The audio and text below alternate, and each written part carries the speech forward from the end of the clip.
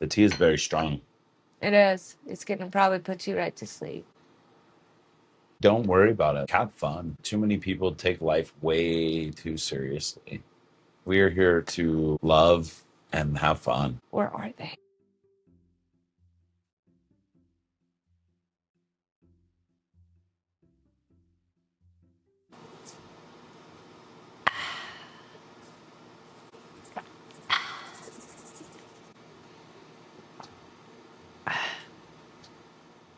Hey everybody, welcome into Folklore and Flourish. You're here with Jane and Mark. We are at February 19th.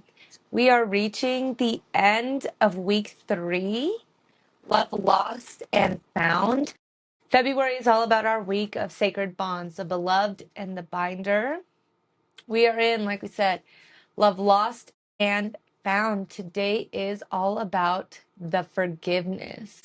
Our theme is that love heals wounds. Love heals wounds and the forgiveness.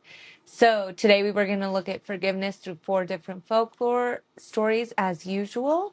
We're going to look at it through Greek, Hindu, Norse, and Yoruba traditions. So enjoy these 4 stories and we'll see you after this.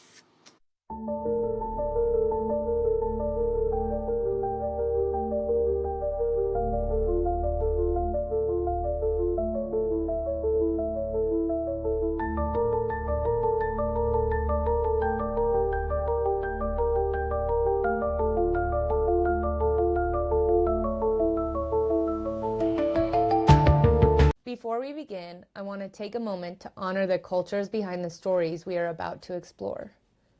The tales shared here come from many peoples, lands, and traditions. I do not change these stories to fit modern expectations or to align with today's social standards. Instead, I present them as they were told, sometimes beautiful, sometimes harsh, sometimes challenging. We are not here to judge the past, but to understand it, to listen, to learn, and to honor the ancestors who carried these stories forward. We also share stories from various religious traditions. These are presented in their historical and spiritual context, with respect for their beliefs that they represent. Every culture deserves respect, context, and acknowledgement, and this space is dedicated to doing exactly that.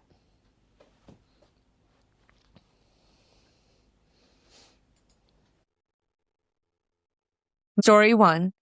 Psyche reconciled with Aphrodite. In Greek myth, forgiveness does not erase suffering, it transforms it.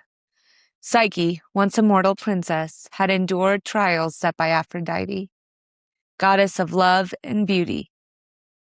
The goddess's anger had not been born of cruelty alone, began in wounded pride. When mortals praised Psyche's beauty above that of Aphrodite, temples grew quiet. Altars stood unattended. Incense, meant for the goddess, drifted instead toward the name of a human girl. In Greek thought, neglect could wound a god more deeply than insult. Aphrodite did not punish immediately. She observed. But resentment grew. She sent her son Eros to strike Psyche with a golden arrow so that the girl would fall in love with something monstrous. Yet Eros, seeing Psyche, pierced himself instead. Love overturned vengeance before it could unfold. What followed was not simple romance. Psyche became the secret bride of Eros, forbidden to see his face. When doubt overcame her and she lit a lamp to look upon him, a drop of oil fell. Eros fled. Separation followed. Desperate, Psyche sought reconciliation not only with her beloved, but with the goddess who had orchestrated her suffering. She presented herself before Aphrodite. This is the moment often misunderstood. Aphrodite did not forgive immediately. Instead, she imposed labors, impossible tasks designed to humble and refine. Psyche sorted seeds from a vast heap. She gathered golden wool from violent rams. She fetched water from a deadly cliff. Finally, she descended to the underworld to retrieve a fragment of Persephone's beauty. These were not random punishments. In Greek symbolism, each task required discernment, patience, restraint, and humility. Psyche was not being destroyed, she was being transformed. When Psyche opened the underworld box, curiosity overtook obedience once more. She fell into a death-like sleep. Eros returned and revived her. But this time, he did not act alone. Eros appealed to Zeus, king of the gods, to legitimize their union. Zeus convened the Olympians and offered Psyche ambrosia, granting her immortality. She would no longer stand beneath Aphrodite. She would stand among the gods. And here, forgiveness enters. Aphrodite did not protest. She accepted Psyche as daughter-in-law. In some later traditions, she even blesses the union. The Greek imagination does not present this reconciliation as sentimental. It is earned. Psyche endures humiliation, exile, fear, and dissent before standing equal. Aphrodite's pride is tempered not by defeat, but by restored order. Worship resumes. Beauty is no longer competitive, but multiplied. Their relationship shifts from rivalry to alliance. Forgiveness, in this myth, does not pretend the wound never occurred. Aphrodite's jealousy was real. Psyche's curiosity was real. The suffering was real. What changes is status and understanding. Psyche becomes goddess of the soul. Aphrodite retains her sovereignty. Eros stands between them not as weapon, but as bond. The Greeks understood forgiveness as restoration of cosmic balance. Harmony was not naive kindness. It required correction, acknowledgement, and transformation. This story also reflects initiation traditions. The trials Psyche endures mirror rites of passage from girlhood to maturity. Aphrodite's severity becomes, in retrospect, instruction. The goddess who once opposed her becomes part of her ascension. Love heals not by denying injury, but by integrating it. Unlike myths where resentment destroys entire cities, here, reconciliation stabilizes Olympus. Psyche's child with Eros is named Hedone, meaning pleasure. Joy emerges from conflict resolved. In Greek myth, forgiveness does not weaken power. It dignifies it. Aphrodite does not lose by forgiving Psyche. She expands her realm. Psyche does not win by defeating Aphrodite. She grows by enduring her. Their story invites a difficult question. Is forgiveness surrender, or is it the final proof of strength? For the Greeks, it was the latter. Story 2. Rama welcomes Sita. In the Ramayana, love is not only tested by distance, it is tested by doubt. After the long war in Lanka, Rama, prince of Ayodhya, stood victorious over Ravana, the demon king who had abducted Sita. The battlefield still smelled of ash and salt wind from the sea bridge his allies had built. The rescue was complete. The world expected celebration. But Rama did not run to Sita. He stood apart. The wound between them had not been Ravana's captivity alone. It was the question whispered by the world. Had she remained pure? Had her honor survived confinement in another man's palace? Rama was not only a husband, he was heir to a throne, a future king whose righteousness, dharma, must remain unassailable. And so he spoke words that fractured the air. He told Sita that though he had fought to rescue her, he could not simply accept her back without proof. His war had been for honor, not desire. The crowd fell silent. Sita did not weep in shame. She did not plead. Instead, she called for fire. Agni, god of flame, was summoned. A pyre was built. The heat rose in waves that bent the air. Before entering, Sita spoke, not to Rama alone, but to the cosmos. If I have remained faithful in thought and deed, let fire protect me. She stepped into flame. The fire did not consume her. Agni himself lifted her from the blaze and presented her before Rama, declaring her pure. The trial silenced the public doubt, but the deeper story begins here. In many devotional and later tellings across India, this moment does not end with vindication alone. It becomes the beginning of Rama's reckoning. Because Sita's ordeal revealed something uncomfortable. Her virtue had never been the true uncertainty.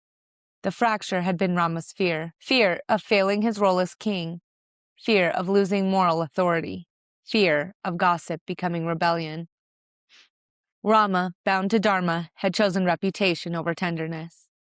Now he stood before the woman who had walked through the fire for him. The mythic moment is often misunderstood as dominions affirm. But in many regional interpretations, Rama's welcome of Sita becomes an act of repentance disguised as restoration. He accepts her publicly. He acknowledges her innocence. He declares before gods and mortals that her honor was never compromised. This is not simply political necessity. It is humility. Forgiveness here is not one-sided. Sita must forgive the man who doubted her. Rama must forgive himself for allowing fear to wound love. Their reunion is not naive. It is layered with memory. The people rejoice. Ayodhya later celebrates their coronation. The lamps of Diwali are said to commemorate their return. Light fills the city. But the myth does not pretend the fire never burned. Sita's dignity stands intact because she claimed it herself. Rama's devotion becomes visible only when he chooses her again, openly, without condition.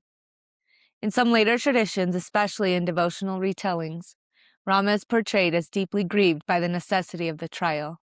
He is not indifferent. He is torn between roles, husband and ruler. Love heals the wound not by erasing the tension between those roles, but by acknowledging it. Sita's forgiveness is not submission. It is sovereignty. She does not return quietly because she must. She returns because she chooses reunion over resentment. She embodies Shakti, divine feminine power, not fragility. Rama's forgiveness is not permission. It is repentance. He welcomes her not as a possession restored, but as a partner whose strength surpasses his doubt. Their love continues, complicated and human. The Ramayana does not give us a flawless marriage. It gives us a marriage shaped by public pressure, personal fear, moral struggle. Forgiveness becomes an act of devotion precisely because it requires vulnerability. Rama must admit that kingship alone cannot sustain love. Sita must decide whether love is worth continuing after humiliation. They choose one another. The world responds. Light returns to Ayodhya. Harmony returns to the kingdom. But the lesson is not that doubt disappears forever. It is that love survives the moment when doubt nearly destroys it. In Hindu theology, Rama is considered an avatar, a Vishnu, embodiment of cosmic order. Yet even divine figures navigate human complexity. Forgiveness in this myth becomes sacred because it is difficult. It is not soft, it is courageous. The wound does not vanish, but it is tended. And in tending, love heals. Story 3, Baldir's Mercy and the Promise of Return. In Norse myth, forgiveness is rarely immediate. It is spoken into a future not yet restored. Baldur, son of Odin and Frigg, was the most beloved in the Aesir gods. Light seemed to follow him. His presence brought calm. Where he walked, harmony settled. But Baldur began to dream of his own death. Frigg, desperate to protect her son, traveled the 9 worlds, extracting oaths from everything in existence. Stone, metal, beast, tree, sickness, and fire, that they would not harm Baldur. She believed she had secured him against fate, all except one. Mistletoe, small and seemingly harmless, had been overlooked. Loki, ever watchful for weakness, discovered this omission. He crafted a dart from mistletoe and placed it in the hand of Hoder, Baldur's blind brother, guiding his throw. The dart struck true. Baldur fell. The world responded. The earth trembled, the sky dimmed. Even Hel, ruler of the underworld realm, Helheim, received Baldur not with triumph, but solemnity. In grief, Odin sent Hermod, another son riding the 8-legged horse, Sleipnir, to plead for Baldur's return. Hel agreed to release him, on one condition, that every being in the cosmos weep for Baldur. And they did. Gods wept, giants wept, animals wept, even stones were said to shed tears, all except one. A giantess named Thuk, believed in many traditions to be Loki in disguise, refused. Because not all wept, Baldur remained in Helheim. At first glance, this is not a story of forgiveness. It is a story of loss. But Norse mythology does not end here. After Ragnarok, the final destruction of gods and worlds, prophecy tells that Baldur will return. The earth will rise renewed. The fields will grow without sowing. The surviving gods will gather again, and Baldur will walk among them. What makes this story resonate within the theme of forgiveness is not immediate reconciliation. It is mercy extended forward. Baldur does not curse Herder for the fatal blow. In some later poetic traditions, they are reconciled in the afterlife. Herder himself, manipulated and blind, is also destined to return after Ragnarok. The tragedy does not define the end. Instead, Norse cosmology embeds forgiveness into renewal. The gods do not undo the past. They survive it. Baldur's return symbolizes something radical within a mythology known for its harshness, the possibility that even betrayal and death are not final authorities. The wound remains part of the story, but it is not the last chapter. In certain late Icelandic interpretations recorded after Christian influence, Baldur becomes a figure of gentle mercy, almost Christ-like in temperament. His death is mourned universally. His return signals a purified world. Even Loki's role becomes complicated. He is punished severely for his role in Baldur's death, bound with venom dripping onto his face. Yet after Ragnarok, the cosmos reset. Cycles begin again. Judgment does not erase existence. Forgiveness in Norse myth does not mean the absence of consequence.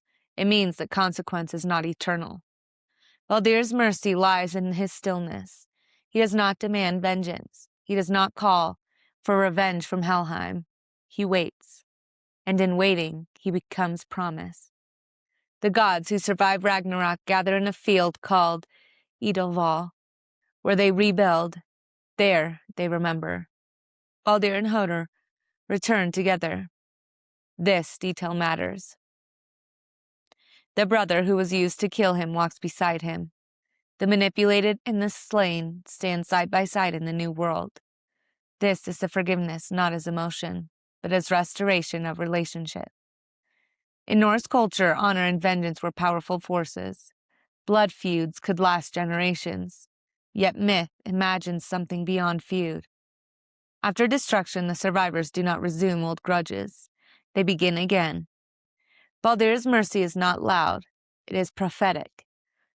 His return heals not just a family, but a cosmos fractured by deception. The fields grow. The sun rises again.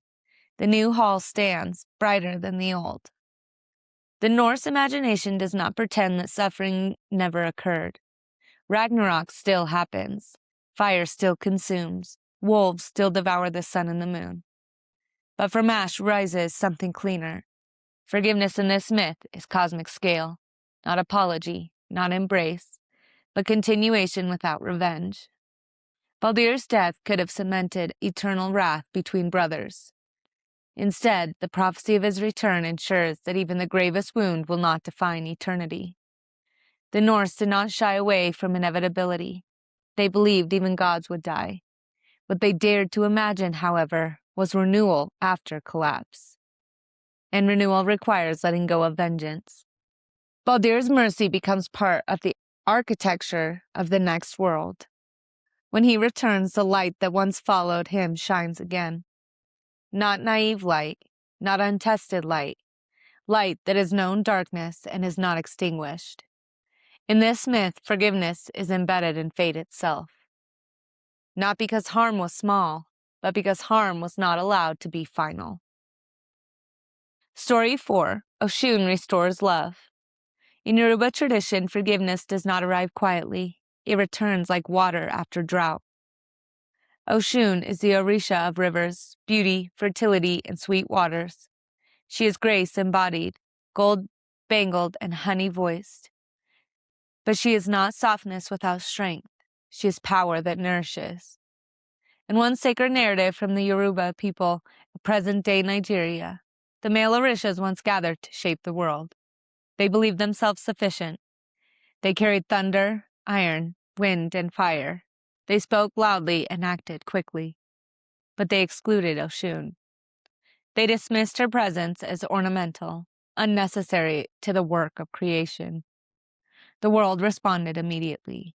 The rivers dried, crops failed, women could not conceive, harmony fractured. Nothing the male Orishas attempted flourished. Their power, without balance, became sterile.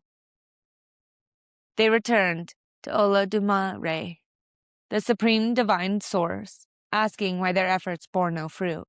The answer was simple. You forgot Oshun. They had not merely overlooked her, they had wounded her. Oshun withdrew her waters, and without water, there was no life. This is not romantic forgiveness yet, but the story continues. The Orishas approached Oshun with humility. They recognized their arrogance. They admitted exclusion. They asked her to return. In some versions, she demands acknowledgement of her authority. In others, she requires offerings of honey and devotion. In all, she does not rush to restore what was broken. She waits until recognition is sincere. When Oshun agrees to rejoin creation, the rivers swell, the earth softens, fertility returns, sweetness re-enters the world. Forgiveness here is not submission. It is restoration after acknowledgement. But there is another tale, more intimate. In certain Yoruba traditions, Oshun's love for Shango, the fiery Orisha of thunder and lightning, is turbulent. Shango is passionate, proud, and sometimes reckless. Oshun, river and sweetness, balances him, yet his intensity can wound. There are stories where Shango's temper leads to conflict. Pride strains their union. Words strike like lightning. Oshun does not remain where she is disrespected. She withdraws, and again, the world feels it. Shango's storms become destructive without her tempering influence. Lightning strikes without mercy. The people suffer. It is only when Shango seeks her, not in fury, but in longing, that reconciliation begins. In some tellings, he lays aside his thunder axe. In others, he approaches her river quietly, offering apology not with grand gesture, but with softened voice. Oshun listens. Forgiveness is not automatic. She demands changed behavior, not just regret. When she returns to him, balance returns to storm. Thunder still cracks, lightning still flashes, but rain nourishes instead of destroys. The Yoruba cosmology is clear. Masculine force without feminine wisdom becomes chaos. Feminine power without recognition becomes withdrawal. Creation requires reciprocity. Oshun's forgiveness is active. She restores relationship once respect is reestablished. Love heals wounds in this myth, not by pretending harm never happened, but by rebalancing power. What makes Oshun distinct among many mythic lovers is that she does not endure humiliation silently. She withdraws her presence, and her absence reveals her value. The rivers shrinking are not punishment. They are truth made visible. When she forgives, sweetness returns. Honey flows. Women conceive. Music rises. Forgiveness becomes communal healing. This is not private reconciliation hidden in palace walls. It is restoration that affects harvest, birth, and survival. In Yoruba spiritual understanding, rivers carry memory. They hold emotion. They cleanse and renew. Oshun's return is not only relational, it is environmental. The wound between lovers ripples outward. The forgiveness between lovers heals outward. Shango's fire and Oshun's water together create steam. Power controlled, energy directed. Their union becomes metaphor. The Yoruba do not tell these stories simply as romance. They told them to teach about balance in marriage, leadership, and community. Exclusion harms. Pride isolates. Restoration requires humility. Forgiveness is not weakness. It is authority exercised with wisdom. Oshun does not return because she is powerless.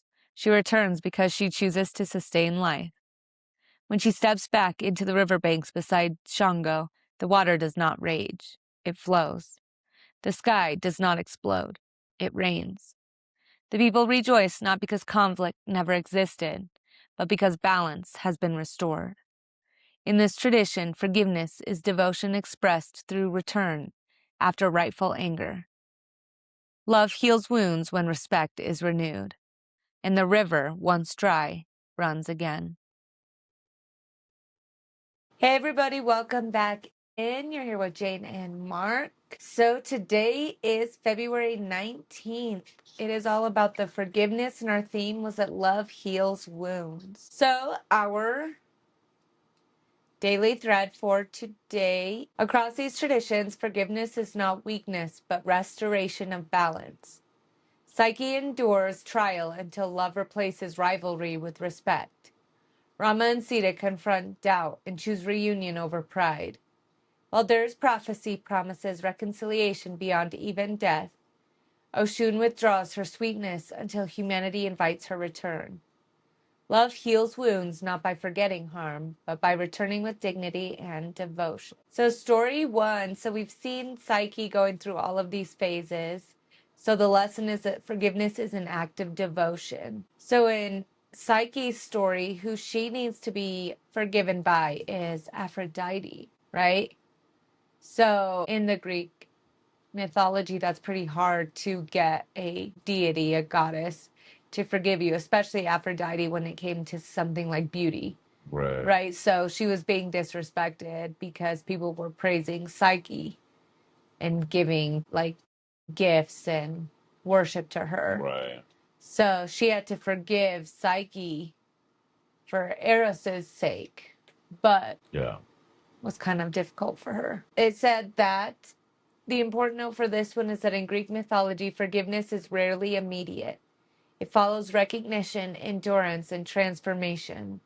Reconciliation restores order rather than erasing memory. So it just kind of restored, it kind of gave a ending, a peaceful ending to Psyche, because Eros chose her and brought her up to Zeus.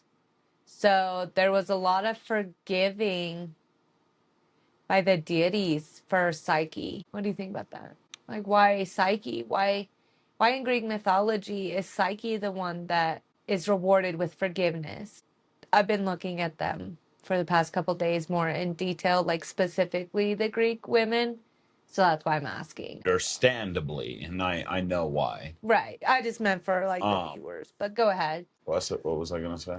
Why is Psyche the one that's So like, gets who's to forgiveness? say like that wasn't the plan all along? No matter what she does, these are her tests, but whether she fails or not, at the end of the day, she's gonna come home because this is her home. Maybe that's what it is, and we just don't know. It's a little easier to swallow that way for me personally, because like the conversations we've had about her where she didn't learn her lesson, but yet she gets to have this great thing, and then people that didn't do anything, Right. were treated crap. So that imbalance to me, but if we just look at this story, that's what I'm saying. Yeah, it just, the beauty thing was a major issue in a lot of the Greek mythology tales. We see that women are hurt for their beauty by both the male and female deities. You know, to be born beautiful is a curse in these times, 100%. And they really don't sugarcoat it at all in any of the myths, except it feels like, except for Psyche's. You know, that's not to say that everything she didn't do wasn't important, wasn't Right. significant to her story. So, preservation note about this one, it says, while later romanticized, the myth reflects ancient initiation symbolism and Greek religious views on pride, purification, and divine hierarchy. Something that just flashed into my head, and I was thinking about the pride part when I read that. Do you think that's a little bit of the pride of she didn't want, like everything was great, but she was so beautiful, so her partner she didn't want to be deformed or a monster or like hideous in some way, so it was a little bit of her pride going, what if she's being fooled by someone that's not? Right. It's a possibility. Because that's why she looked, was to see what he looked like. Right. It wasn't anything else other than that. Yeah, the curiosity of what he looked like. Right. Just, she couldn't get it out of her head. And that's just goes to show, like, that is a true show of what you think you project, and like that is your reality. So it popped into her head. So then she thought about it a little bit. No, remember, Hera put it in her head. Yeah, so right, it gets put Planted in your that head. seed. But then you think about it just a little bit, and then you think about it a little bit more, and the next thing you know, you're thinking about it, half the day, then all day, and then you can't get it out of your mind, and it's driving you absolutely crazy. So you have to do something. That shows wherever you put your thoughts, you put your energy, and that's why she did it, because she couldn't resist it. There's no way you can. When you think about something that much, there's no way you're not gonna do it. And that stems from, you think, And that's what that deep down it does matter. Whatever that is that you're obsessing about, thinking about, it does matter to you. And so maybe identifying what it is and why. Like for things that aren't necessarily healthy. Because there are some obsessions that are very healthy, but then others that we have to really break down. We can't just ignore it. I need to go, what is it about this thing that I can't shake it? And then move on. So, but this clearly mattered. The looks mattered. Right. And I mean, I've seen a thing that says the things you don't like in others are things you truly don't like about yourself. And she was probably just scared of what that possibility was. I saw something with that in terms of like when we have surgery to change our appearance. Like 100%, if you want to do that, do that. That's, I've done some stuff. People do stuff, but I saw this thing where they were really talking about the importance of still loving yourself either way. Because if you have children, and let's say I get a nose job and my child gets the nose that I fixed. Yeah. If I'm constantly saying that I was so ugly and it was just like this terrible thing, that's kind of belittling them too. Yeah. You're putting that energy on them. And that was a insecurity you had on yourself. Yeah. And it's unfortunate because you're just pushing that. So yeah, what you said just kind of made me think of that. But next, the forgiveness with Rama and Sita. The important note, in many traditions, Rama's welcome of Sita is framed as humility after doubt. Forgiveness in this myth is mutual, an act of devotion that restores love without denying the wound. Like, not denying how that must have felt for her to have to prove that, I think is a big aspect. Sometimes we do want to ask our partners questions, I think. This is kind of this story. I'm just trying to think from the story. Sometimes we do want to ask our partners questions and we do have that doubt, but this story kind of reminds us that even if we do move forward, even if we do forgive each other, there are consequences, And like that doubt both ways. Yeah, and if it continues, that crack is just going to continue to open more and more. So yeah, that doubt both ways of how powerful it is and how, yeah, that one time, everything was great. She proved it. She was so cool. You did it, babe.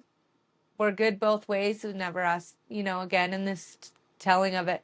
So they could just move on. But like so often, it's hard to do that in real life. Like we see that in movies where someone just obsesses over someone else. They almost push their partner into that other person's arms, Yep. Or like creating scenarios in your head of what your partner's doing or what they must be doing and never letting it go, because we don't want to ask. But, there's double-edged sword. You ask once, it's good, it's done. But if you keep asking, slowly that love and that doubt's going to take over. I've been guilty of that. What are you doing? What are you doing? Because there is something. So then you question everything because you caught something already. So then everything looks off. So I get it. I've been there. It's not fun. Yeah. And it's like that sucks, yeah. I've been on the point of questioning someone, you know, and I think that in my head, when I knew that there wasn't resolution, something shifted immediately, like you said. Once you catch something, everything kind of makes you go, what should I believe then? Right. Like, and then it turns into little things where you, in my head, I kind of get nasty, like, oh, I'm going to the store. Oh, well, like, how long is it going to take, you know? Because I'm going to look at everything you buy when you get here so I know how long it should have taken you to walk around the store. And why did it take you an extra hour? What do you mean you went, like, downtown to go get what? And then you start overthinking everything. Everything feels like a lie. Right. And that's what you either forgive and you move forward. That's part of forgiveness, is you don't bring it up again. Yeah. You move forward or you don't. Exactly. This one chose forgiveness. So ultimately forgiveness, and they move forward. Right. Sometimes you can't do that, you know? I was thinking that a story might have been about me, but you're never away from me, so. This one might have been about you. What the? What do you mean? No, I said that. I was thinking it was, but then I was like, it couldn't have been because you're around me all the time. Yeah. Like, I don't go shopping without you. The story I just said? Yeah. Yeah, no. I was just saying that as like an example. Right, no, yeah. I was meant to be funny. Yeah, I don't let you out of my sight. The tea is very strong. It is. It's going to probably put you right to sleep. Okay, story 3, Baldir's mercy and the promise of return. We finally see a little bit of Baldir coming back. Mm-hmm. And how he becomes the architecture of the new world. And it kind of made me think when we read this about all the stories we hear and how some of the really mean, bad deities are sent off, but then some of the really good, powerful ones are too. And those allfathers always say that it's for a purpose. And what if that's it? Because they're transitioning into the next one. And with all of that darkness, there has to be that light. You know, that's just what it made me think of, is that some were being sacrificed to be the foundation of the next world because they were something great. You know, it was just a cool thing to think of. And that he was chosen because he was able to forgive and just go forward.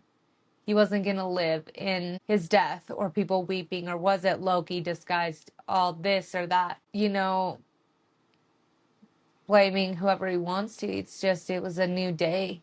Yeah. He made it beyond that. So he made it beyond the prophecy of like his death, of all the panic, of all the fear, the anxiety, the people, you know, dehumanizing as much as you can dehumanize a deity, but throwing all these weapons at him and everything, you know? Right. And then now he's just at the beginning. It's just cool because it's beyond everything else. So, like, what is that? It just felt like a sunrise to me, is what it felt like where he's at. It's just like the sunrise. But in Norse mythology, forgiveness does not erase consequence. It promises renewal beyond destruction, allowing reconciliation in a world rebuilt. So kind of how we were talking about your like past lives and, you know, healing and generational healing, and how if you don't do it in this life, you will get another opportunity to. I've never thought that, you know, it's kind of cool to see that in Norse mythology, right? Now we're way up north where that's being practiced as well. Yeah. Of you will get your chance. And it kind of reminded me of all those movies where you see people say, like, usually the mothers to their sons, you know, you'll get your chance to show your courage. You'll get your chance to lead. You'll get your chance to save them or do whatever. That's kind of what this story is. If not now, later, we'll all have a chance to meet that peace, hopefully. You know, that's kind of beautiful. It's like, don't worry about it. Have fun. Too many people take life way too seriously. We are here to love and have fun. Well, that's a Norse aspect, too, of mythology, is embracing your destiny and how everyone knew the end was coming. Our destiny was not to sit between four walls and stare at a computer all day. No. That's why, I mean, even just when we talk about it and how we film and editing and stuff and how getting the stories and then leaving that and having opportunities to do other stuff. Mm-hmm. Okay, so yeah, something about Baldir too was that it was mentioned his innocence and almost Christ-like in temperament. Yeah, I The caught that. symbolism of him coming back. Not like the rise again after 3 days, but it sounded No, a lot like the second coming, yeah. right? The favorite son being sacrificed. Yeah, but doesn't it say? And forgive me if I'm wrong, but doesn't it say the second coming is when he comes and it's like he takes everybody home? It's Yeah, not like so he's come to stay. And then this story, Baldier has like not come to stay, but like, or he has come to stay. Like he's making things better, right? well, So he's gone to the next realm. So maybe he's getting it ready for us. Okay, so story number 4. Oshun. This is the same one. The Orishas didn't want to listen to Oshun, so she just, withdrew her water I and love walked this away. story. Yeah, this one today, I don't know, we've heard this one before. You mentioned that you really liked it after today's reading. And I don't know, earlier when I recorded it, this story, it felt heavily emphasized the water element. And I was thinking about you the whole time. We've heard this story before and we've heard the water, but just the emphasis on life coming from water. I just was thinking about you the entire story was just like Mark's gonna like this one because it's the water element. So I'm glad that you said that. So why did you like it? So what I truly love is when it's talking about the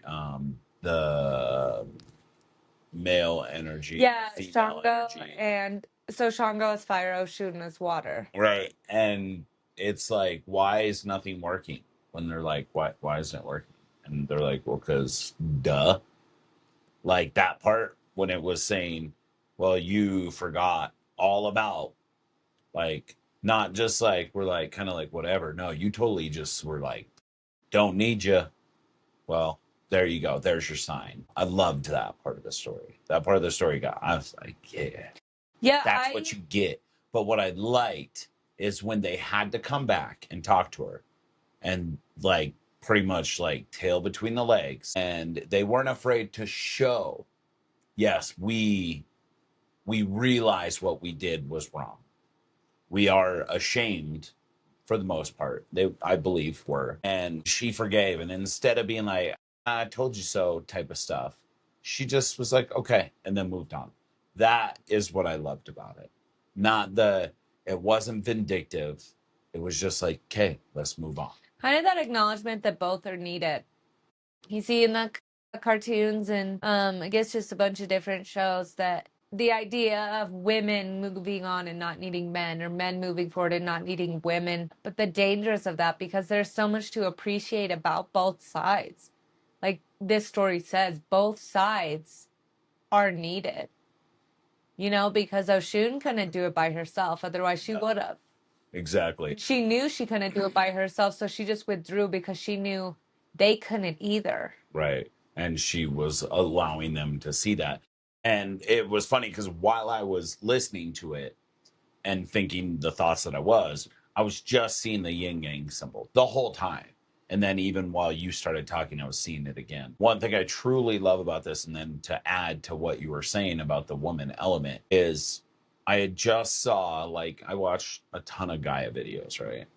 So one of the things that was brought up in one of these old writings that was found is that women have been showed as less than men in like most religions.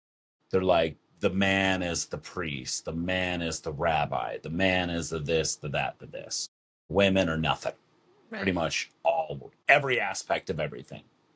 So in this stuff that they're showing, and it might be in one of these new episodes that's coming out, or has now, you can see it, that the woman is actually more powerful on that side of using the feminine power, the light, to help us.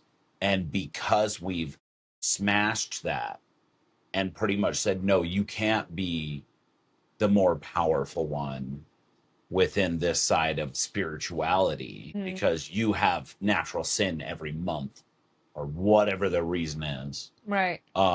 We in turn as society have failed ourselves just because we have taken all the power away from women, and not the whole feminist ooh, women rah rah rah. No, it's just give what is deserved and it's the uniqueness of both sides, and I think we've done that to both sides, right? In the past, heavily suppressing women, absolutely.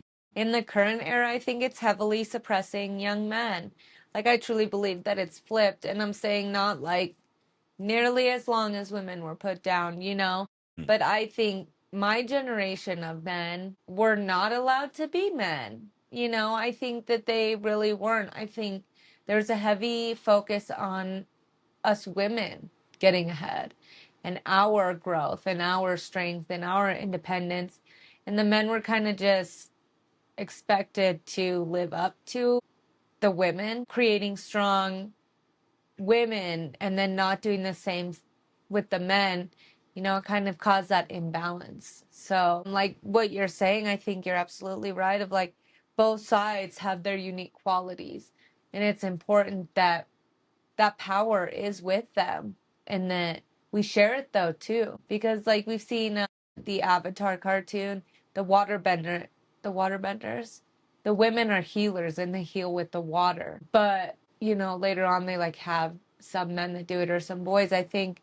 But just because one group can do it better doesn't mean we can't share and learn from it too, and that's a dangerous thing as well. Sometimes we get stuck in the, well, it's feminine and I'm a female, so it's mine.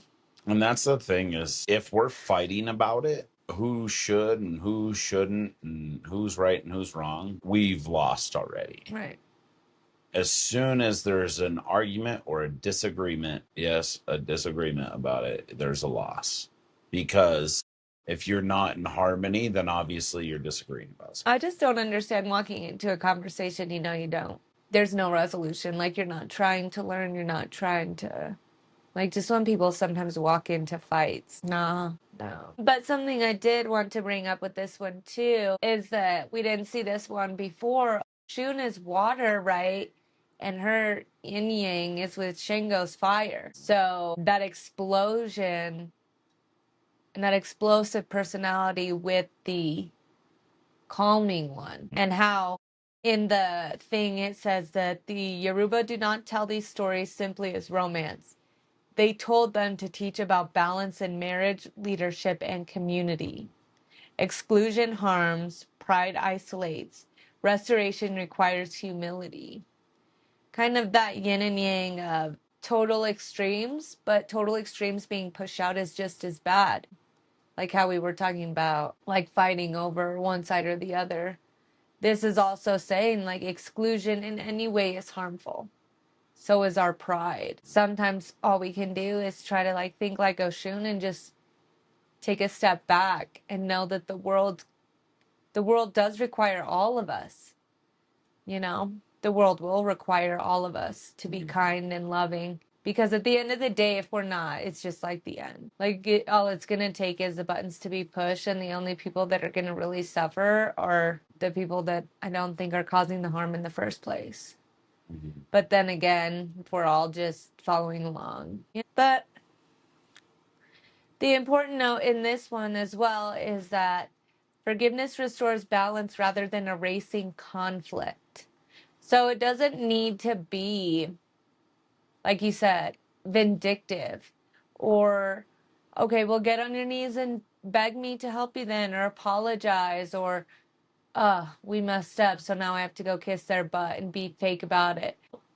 Sometimes you just got to forgive and move forward. Sometimes it's not resolved. Sometimes that hurt's still there. Just forgive and move forward. I don't need to be friends with them anymore. Things don't have to go back to the way they were because you forgave someone. Right. So you can forgive them for yourself, for that healing, to let that energy go. It just doesn't always erase it doesn't. You don't have to forget. you don't allow that to happen again. It's either you give them an opportunity to do it or you don't. And I think by not giving somebody the opportunity to do whatever they did in the first place, it's probably the best bet. Right. So June's return represents the power of love expressed through dignity, recognition, and reciprocity. So give and take. So with today being the forgiveness, and our theme was that love heals wounds, and our lesson is that forgiveness is an act of devotion. Our reflection question that we're going to think about today is, who deserves gentleness? So who deserves gentleness in our lives? The answer is like everyone, right? Ourselves, Yes. everyone around us. But specifically today, reflect on who needs gentleness, and maybe we give gentleness to someone today if we can, or maybe we go tomorrow and we give them a little kindness, a little gentle. I would say do that, but do it multiplied. Do it twice. Do it for yourself first. And then, because you cannot do something without filling your cup first. Make sure your cup is full. And then spread it out. Because you are worth it. You are worth filling your own cup up first. And so this activity for today would probably be a great way to do it. It's an activity where you're actually not sharing, intentionally not sharing.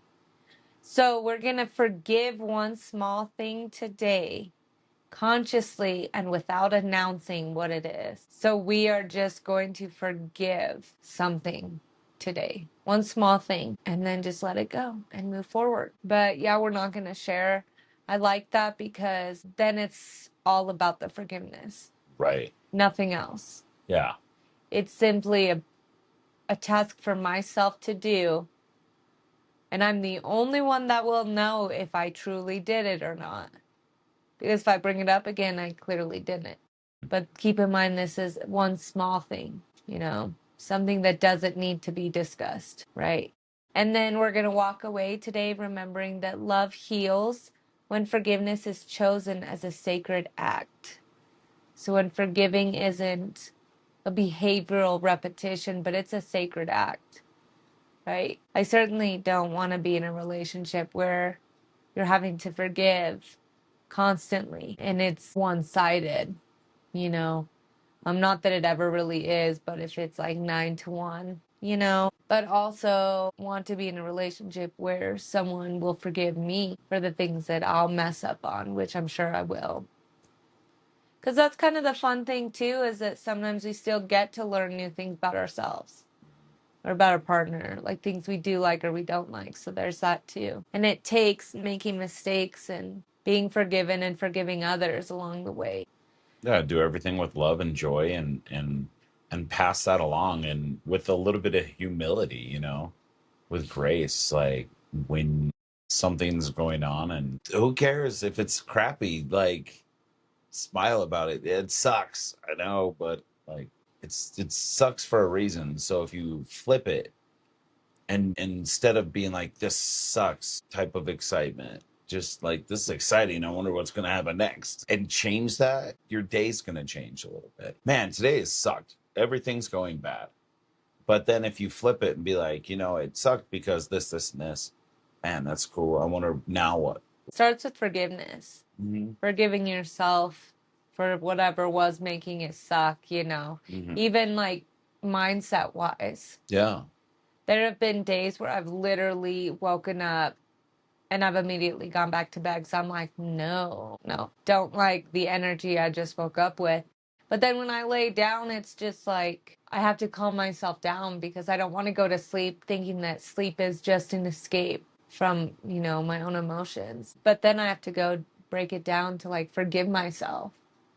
Like, yeah, you know what? It's all right for me to be upset when the dogs are waking me up at 3:30, or 3 minutes before your alarm goes off. Yeah, that bothers me. But at least like, hey, the alarm's about to go off. they're asking though.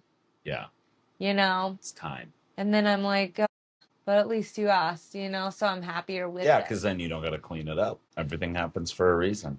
So, moving forward with that, staying positive and just making it through the day, because like you said, life is hard enough as it is. Forgiving is a lot more to do with us and our own sanity than the person we're forgiving. Right. I felt most of the time. But that's all that I have for today, for February 19th, the forgiveness. We are reaching our final 2 days of week 3, Love Lost and Found. Tomorrow we are at the test again. So as we are about to find and we have found our love, there is another test, you know?